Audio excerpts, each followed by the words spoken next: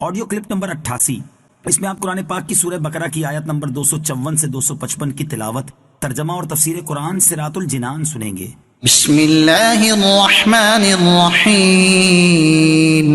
ترجمہ: اللہ کے نام سے شروع جو نہایت مہربان رحمت والا ہے۔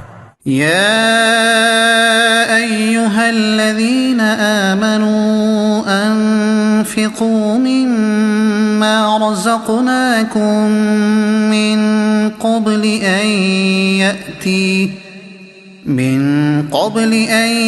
یأتی یوم لا بیع فیہ ولا خلة ولا شفاعہ والکافرون هم الظالمون۔ ترجمہ: اے ایمان والو، ہمارے دیے ہوئے رزق میں سے اللہ کی راہ میں اس دن کے آنے سے پہلے خرچ کر لو جس میں نہ کوئی خرید و فروخت ہوگی اور نہ کافروں کے لیے دوستی اور نہ شفاعت ہوگی، اور کافر ہی ظالم ہے۔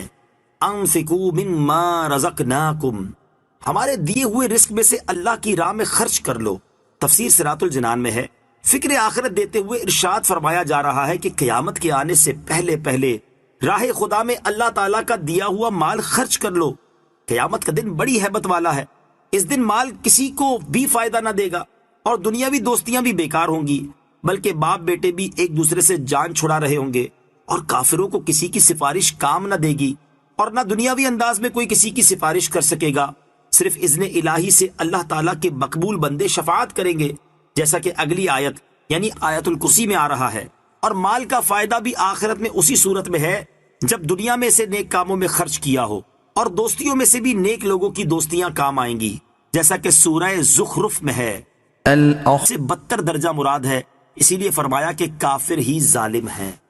اللہ لا الہ الا ہو الحی القیوم لا تأخذه سنة ولا نوم له ما في السماوات وما في الأرض من ذا الذي يشفع عنده إلا بإذنه يعلم ما بين أيديهم وما خلفهم ولا يحيطون بشيء من علمه إلا بما شاء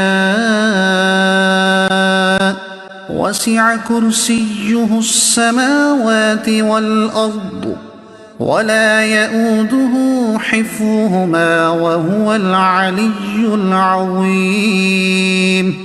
ترجمہ: اللہ وہ ہے جس کے سوا کوئی معبود نہیں، وہ خود زندہ ہے، دوسروں کو قائم رکھنے والا ہے، اسے نہ اونگ آتی ہے اور نہ نیند۔ جو کچھ آسمانوں میں ہے اور جو کچھ زمین میں سب اسی کا ہے۔ کون ہے جو اس کے ہاں اس کی اجازت کے بغیر سفارش کرے؟ وہ جانتا ہے جو کچھ ان کے آگے ہے اور جو کچھ ان کے پیچھے ہے، اور لوگ اس کے علم میں سے اتنا ہی حاصل کر سکتے ہیں جتنا وہ چاہے۔ اس کی کرسی آسمان اور زمین کو اپنی وسعت میں لیے ہوئے ہے، اور ان کی حفاظت اسے تھکا نہیں سکتی، اور وہی بلند شان والا، عظمت والا ہے۔ اللہ لا الہ الا ہو، اللہ وہ ہے جس کے سوا کوئی معبود نہیں۔ اس آیت میں اللہ تعالیٰ کی الوہیت اور اس کی توحید کا بیان ہے، اور اس آیت کا خلاصہ یہ ہے کہ اللہ تعالیٰ واجب الوجود اور عالم کو ایجاد کرنے اور تدبیر فرمانے والا ہے۔ اسے نہ نیند آتی ہے اور نہ اونگ، کیونکہ یہ چیزیں عیب ہیں، اور اللہ تعالیٰ نقص و عیب سے پاک ہے۔ آسمانوں اور زمین میں موجود ہر چیز کا وہی مالک ہے، اور ساری کائنات میں اسی کا حکم چلتا ہے۔ تو جب سارا جہان اس کی ملک ہے تو کون اس کا شریک ہو سکتا ہے؟ مشرکین یا تو ستاروں اور سورج کو پوجتے ہیں جو آسمانوں میں ہے، یا دریاؤں، پہاڑوں، پتھروں، درختوں، جانوروں، آگ وغیرہ کی پوجا کرتے ہیں جو زمین میں ہے۔ تو جب آسمان و زمین کی ہر چیز اللہ تعالیٰ کی ملک ہے تو یہ چیزیں کیسے پوجنے کے قابل ہو سکتی ہیں؟ اور مشرکین جو یہ گمان کرتے ہیں کہ بت شفاعت کریں گے تو وہ جان لیں کہ کفار کے لیے کوئی شفاعت نہیں۔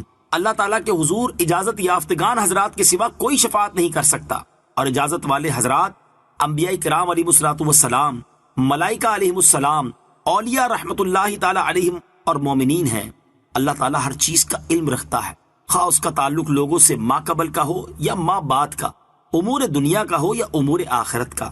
اللہ تعالیٰ کے علم سے کسی کو کچھ نہیں مل سکتا جب تک وہ نہ چاہے اور وہ عطا نہ فرمائے۔ ذاتی علم اسی کا ہے، اور اس کے دینے سے کسی کو عطائی علم ہو سکتا ہے، جیسے وہ اپنی مشیت سے لوگوں کو اسرار کائنات پر اور انبیاء اور رسول علیہ الصلوۃ والسلام کو غیب پر مطلع فرماتا ہے۔ اللہ تعالیٰ کی عظمت بے نہایت ہے۔ تنبیہ: اس آیت میں الہیات کے اعلیٰ مسائل کا بیان ہے۔ جتنا اس میں غور کرتے جائیں اللہ تعالیٰ کی عظمت اور اس کے بارے میں عقائد اتنا ہی واضح ہوتے جائیں گے۔ آیت الکرسی کے فضائل۔ اس آیت کو آیت الکرسی کہتے ہیں۔ احادیث میں اس کی بہت فضیلتیں بیان کی گئی ہیں۔ ان میں سے 4 فضائل سماعت کیجیے۔ نمبر 1، آیت الکرسی قرآن مجید کی سب سے عظیم آیت ہے۔ نمبر 2، بخاری شریف کی حدیث ہے، جو سوتے وقت آیت الکرسی پڑھے تو صبح تک اللہ تعالیٰ اس کی حفاظت فرمائے گا اور شیطان اس کے قریب نہ آ سکے گا۔ نمبر 3 اور نمبر 4، نمازوں کے بعد آیت الکرسی پڑھنے پر جنت کی بشارت ہے۔ رات کو سوتے وقت پڑھنے پر اپنے اور پڑوسیوں کے گھروں کی حفاظت کی بشارت ہے۔